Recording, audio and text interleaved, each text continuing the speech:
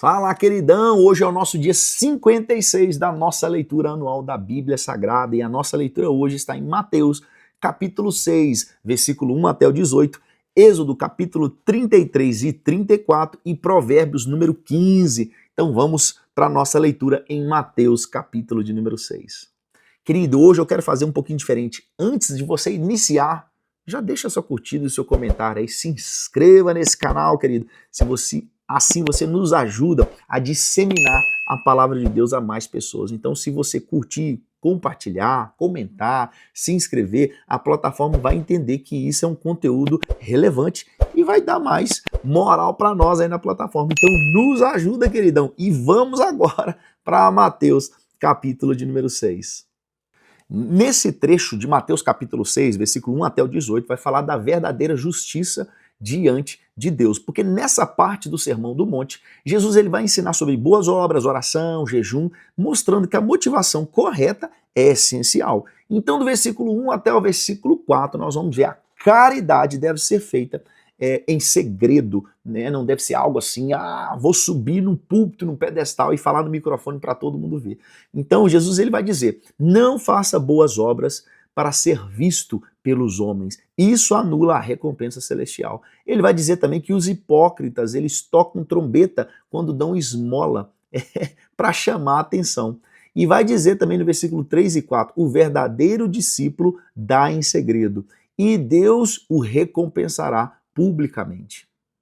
Quando Jesus ele fala assim, não saiba a tua mão esquerda o que a direita faz, Jesus está meio que usando uma hipérbole, né? Está exagerando para enfatizar a discrição na caridade. Ele está falando que a gente, em outras palavras, fala assim, devemos ajudar sem buscar reconhecimento. Então é isso que Jesus está dizendo quando ele fala assim, não saiba a tua mão esquerda o que a direita faz. Versículo 5 até o 15 vai mostrar como orar de forma correta. Jesus, então, ele condena a oração hipócrita, né? Ele vai dizer que os fariseus, eles oravam em pé nas praças para serem vistos, mas Jesus ensina que devemos orar em secreto e Deus nos recompensará, né? E ele vai dizer, né, a oração vazia dos gentios, versículos 7 e 8. E ele vai dizer que os pagãos, eles repetiam palavras meio que algo mecânico, né? Achando que seriam ouvidos, porque eles muito falavam e muito repetiam. Então Deus não precisa de repetições vazias, mas ele precisa sim de um coração disposto e um coração sincero. Aí agora do versículo 9 até o 13, Jesus vai ensinar a oração do Pai Nosso.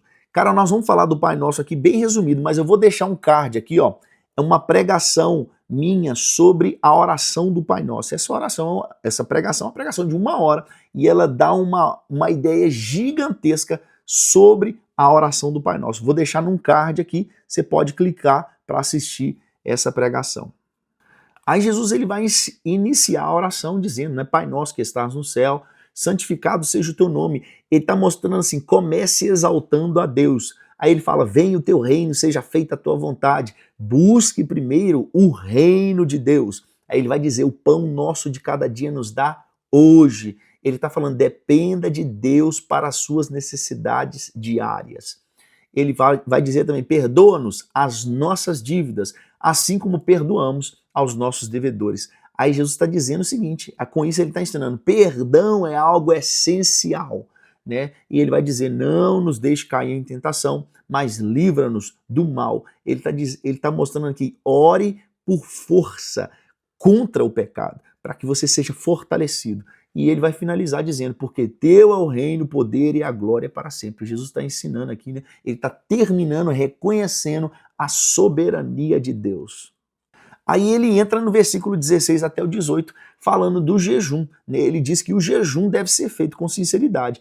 Os fariseus, eles jejuavam e mostravam tristeza para impressionar os outros. Era como se eles ficassem acabados, para as pessoas perguntar o que foi. Aí a pessoa assim, não, eu estou de jejum, estou arrebentado aqui.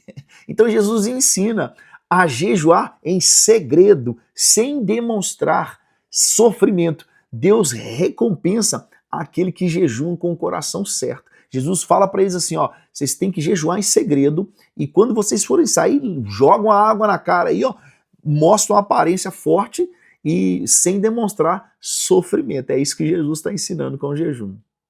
Essa foi a nossa leitura de Mateus capítulo 6. Vamos agora para Êxodo capítulo 33 e 34.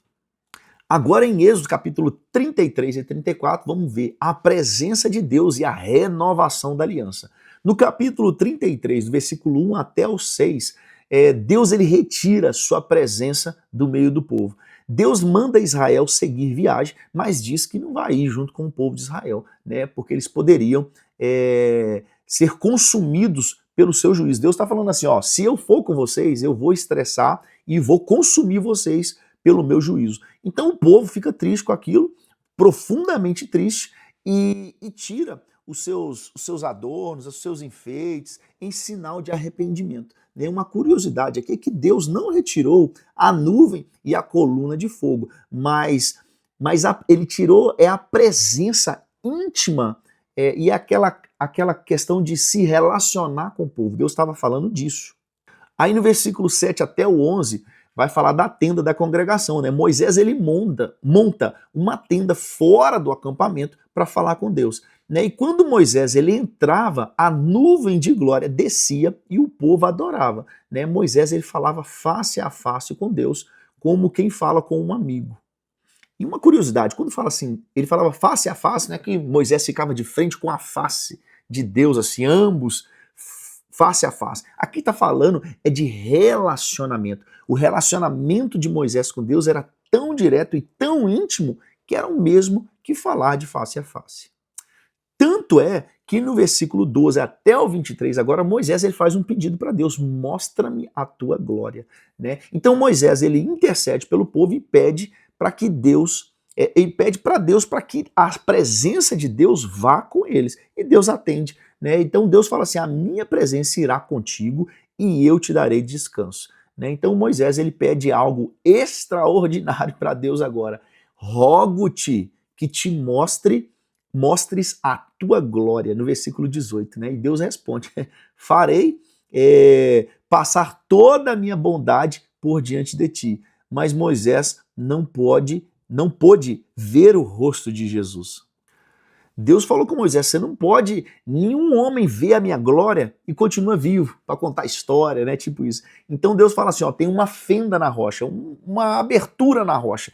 Eu vou passar e vou colocar a minha mão na abertura. Era como se Deus visse uma abertura assim na rocha, Deus coloca a mão e passa em frente à rocha, e na hora que Deus já tinha terminado de passar, que só dava para ver as costas de Deus, aí Deus tirou a mão da fenda da rocha e Moisés conseguiu ver Deus de costa por um curto período de tempo.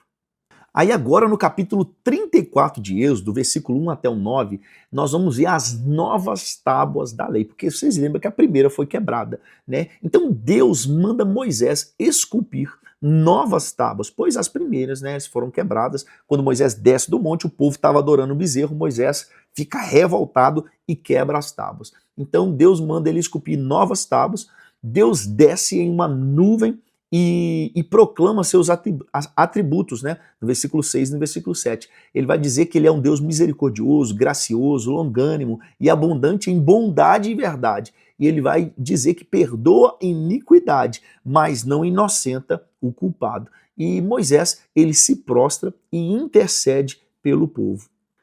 Aí agora do versículo 10 até o 28, vamos ver as leis da aliança sendo renovadas, né? Porque Deus ele reafirma seu pacto com Israel e ele ordena, não façam aliança com os cananeus para evitar a idolatria, né? Ele vai dizer que vai destruir os ídolos das nações e Deus diz para guardar as festas do Senhor, Páscoa, Pentecoste, Tabernáculo, né? E Moisés agora ele passa 40 dias no monte sem comer nem beber. E Deus escreve novamente os 10 mandamentos. Isso está no versículo 28.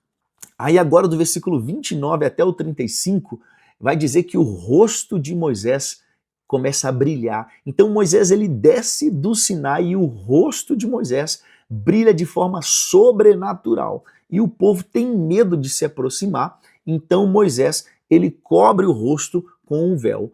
Há uma curiosidade aqui é que Paulo vai explicar que o brilho no rosto de Moisés representava a glória temporária da antiga aliança, enquanto a nova aliança em Cristo traz uma glória permanente e superior.